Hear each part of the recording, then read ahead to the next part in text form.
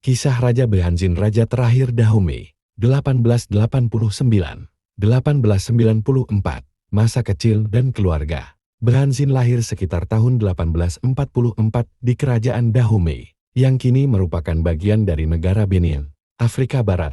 Nama kecilnya adalah Kondo. Ia adalah putra dari Raja Glel, penguasa Dahomey yang terkenal karena memperkuat kekuatan militer dan memperluas kekuasaan kerajaan. Sejak kecil, Kondo dibesarkan dalam lingkungan istana yang penuh dengan pendidikan tradisional, militer, dan spiritual. Dahomey adalah salah satu kerajaan paling kuat dan terorganisasi di Afrika Barat pada masa itu. Terkenal karena pasukan elitnya yang terdiri dari perempuan, yang dikenal oleh orang Barat sebagai Amazons of Dahomey. Kondo tumbuh sebagai anak yang cerdas dan penuh semangat.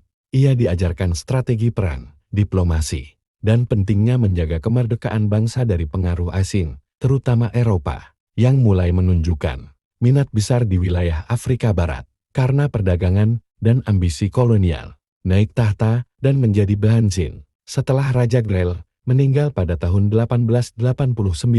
Kondo naik tahta dan mengambil nama kerajaan Behanzin Hosuboel, yang berarti teluk yang menelan semua pemberontak. Sebuah nama yang menandakan ketegasannya dalam mempertahankan kedaulatan Dahomey. Sebagai raja, Behanzin adalah seorang pemimpin yang karismatik, pemberani, dan memiliki semangat nasionalisme yang tinggi. Ia menolak keras pengaruh dan intervensi Prancis, yang mulai memperluas kendali kolonialnya di wilayah sekitarnya. Pemerintahan dan prestasi. Behanzin dikenal karena 1.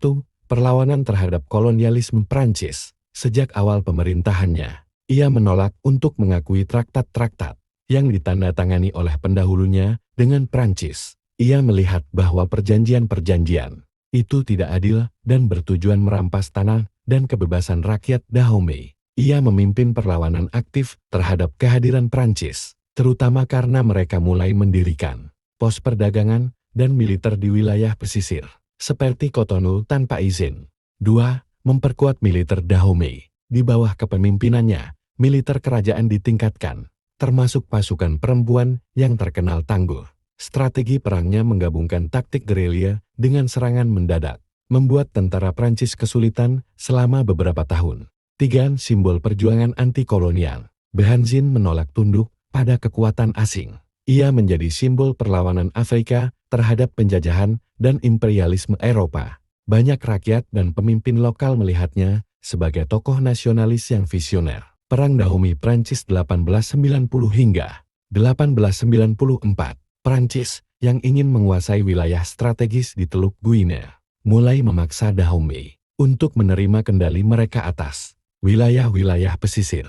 Perang besar antara Dahomey dan Prancis pecah antara tahun 1890 hingga 1894. Meskipun pasukan Dahomey bertempur dengan gagah berani, Prancis memiliki senjata modern dan bala bantuan dari luar. Setelah pertempuran sengit, Behanzin akhirnya terpaksa mengundurkan diri dan menyerahkan diri pada bulan Desember 1894.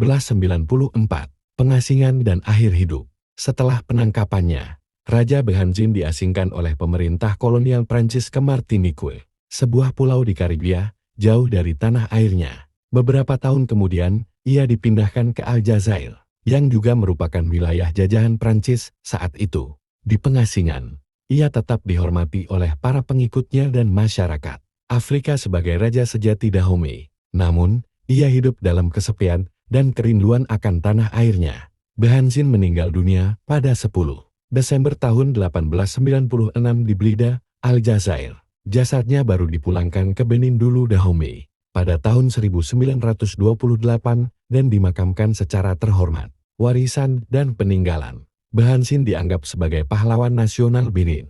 Namanya diabadikan dalam lagu-lagu rakyat, monumen, dan buku-buku sejarah. Ia dikenang karena perlawanan gigih terhadap kolonialisme, keteguhan dalam mempertahankan kemerdekaan dan kehormatan rakyatnya, kepemimpinan yang adil dan penuh keberanian,